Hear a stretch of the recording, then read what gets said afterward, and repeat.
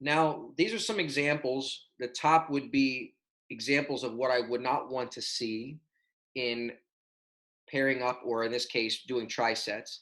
And then the bottom examples are the better example of what I would want to see. Now, the reason why this is important is, again, there is no necessarily bad or good depending on context, but the context in which I'm providing the system here, the system that I'm putting forth for you, these are what I would consider good or bad in this case.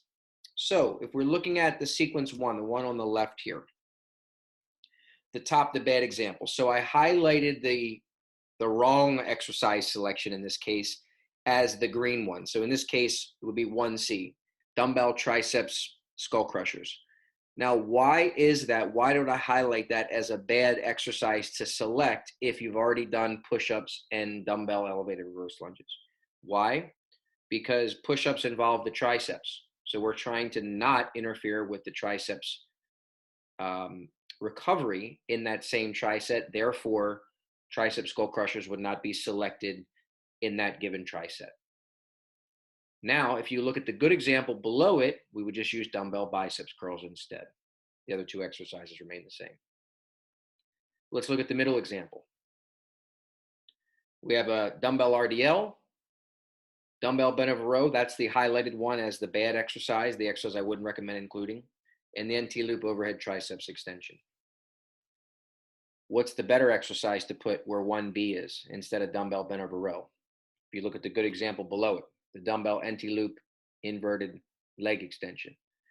Now, it doesn't have to be that exercise. What I don't like about the top example is the double whammy on the lower back. Now, I'm not going to sit here and claim that this would cause someone to hurt their lower back. It's just cumulative fatigue on the same muscle groups. It's interfering. So when you do a dumbbell RDL, it's very lower back intensive to hold your body in that position and to use the control the weight. When you do a dumbbell bent over row, you're basically holding an isometric bent over RDL. It's the same sort of stimulus. So it's a lot of cumulative fatigue on the lower back.